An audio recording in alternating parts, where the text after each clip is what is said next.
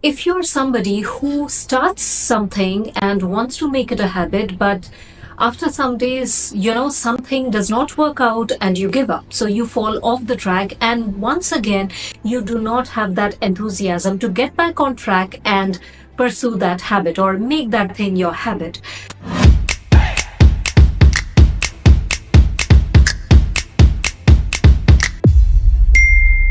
So how to go about it? Here are certain simple basic things that you need to keep in mind and start implementing so that it becomes very easy for you to implement anything that you want to make it in your routine, I would say. For some people, the word habit does not work very well because they feel that I don't want to stick to any plan or routine, which is fine.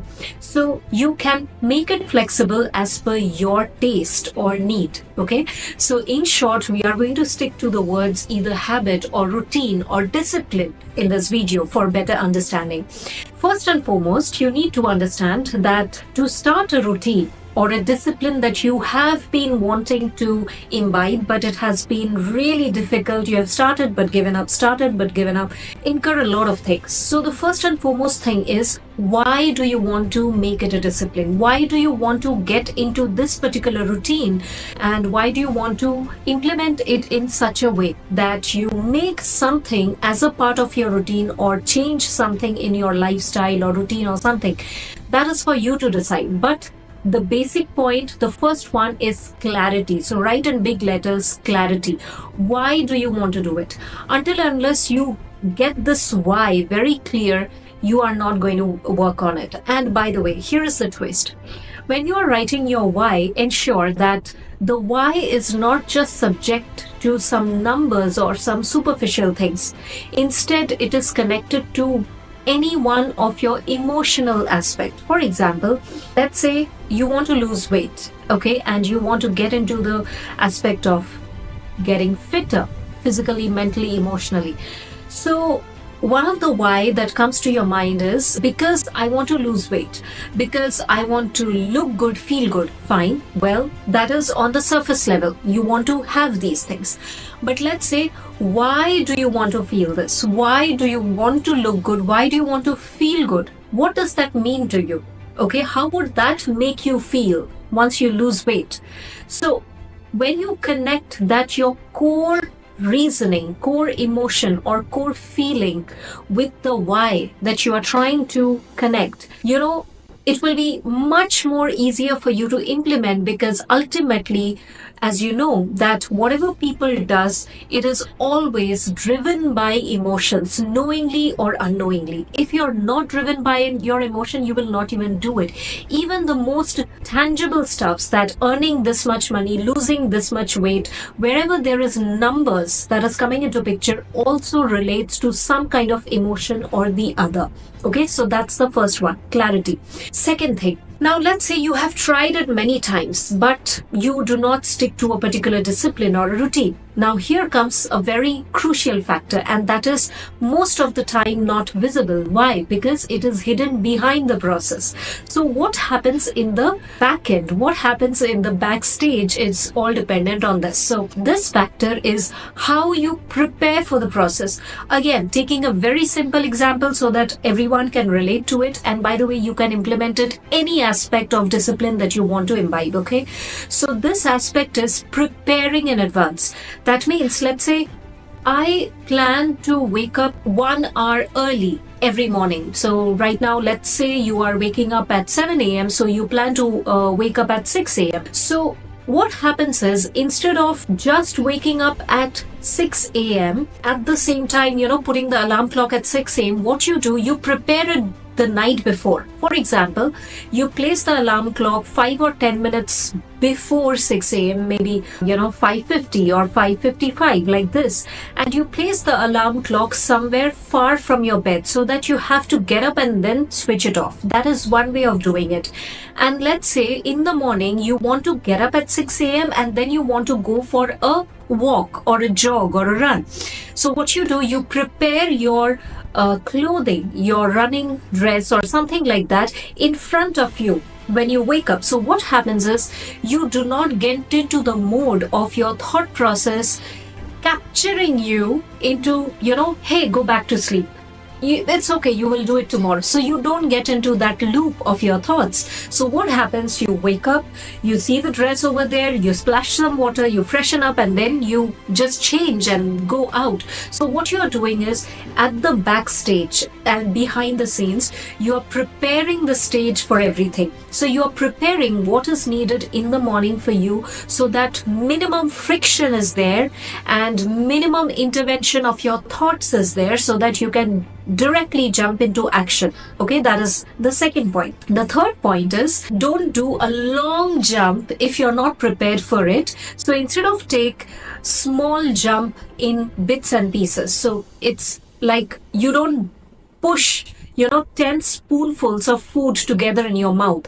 You take little by little, and then you chew it, digest it, then you take another bit, and that's how you can have a good digestion, right? So similarly, let's say again, taking the same example, you are waking up at 7 a.m., but now you want to wake up at 6 a.m. So that's 1 hour is a big jump for you, just to begin that discipline, that habit pattern in yourself, right? So what you do, instead of 6 a.m. directly, you put the alarm clock at let's say 6:40 or 6:45. So what you are doing, you are just preponing the time to 15 to 20 minutes. It becomes very easy for your body and mind to adjust to that little shift and change. And that's how, maybe after 2 days or maybe after 1 week, you shift it a little more. So then you put it at 6:15. And then you make it at 6.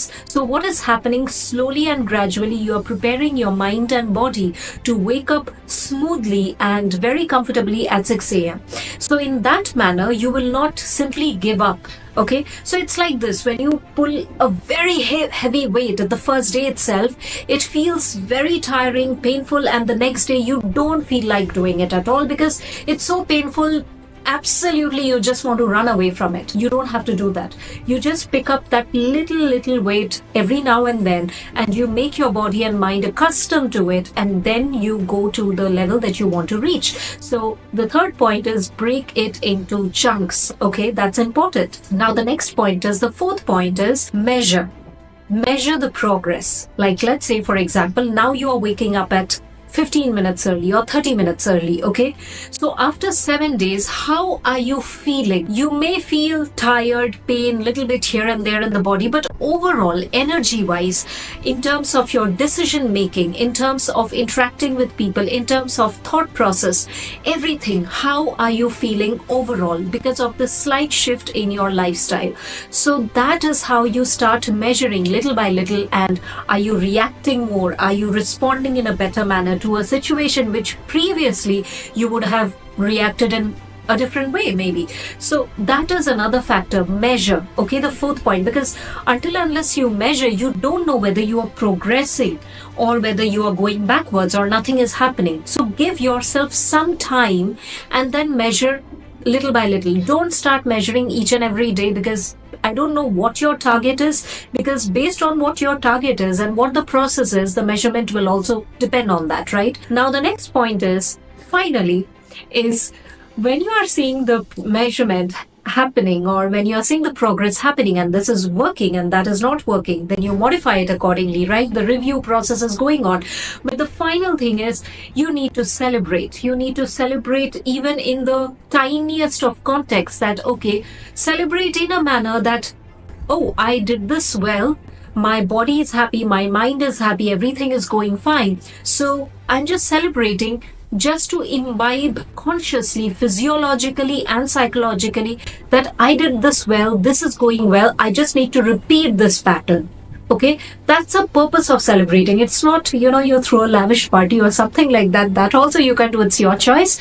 But the intention of the celebration is also rooted in the fact that if something you are doing right, then you tend to repeat that as well. So it's all a part of the process. So you see, It's not about you making a resolution, you start jumping on it, and then within just few days you just give it up because nothing is set over here. The backstage is not prepared, the soil is not, nurtured, so nothing works because nothing is prepared for that. So once you plan it right, prepare yourself well, and you start seeing the changes, everything falls into place. So discipline is not difficult. Discipline is not hard.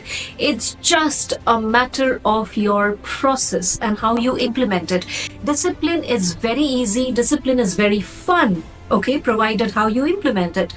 It all depends on how you perceive it, how you implement it. So hope this video helps you. And yet, if you have not read my book, which is 7 Steps from Shame to Being Back in the Game, this is available in Amazon. So go ahead, grab your copy, read it, and share with me how you liked it. And if there is anything else you want to reach out to me for coaching or any other topic that you want to listen to, drop in a comment or write to me in the email given below, and I will get in touch with you. So see you soon in the next video. Thank you so much.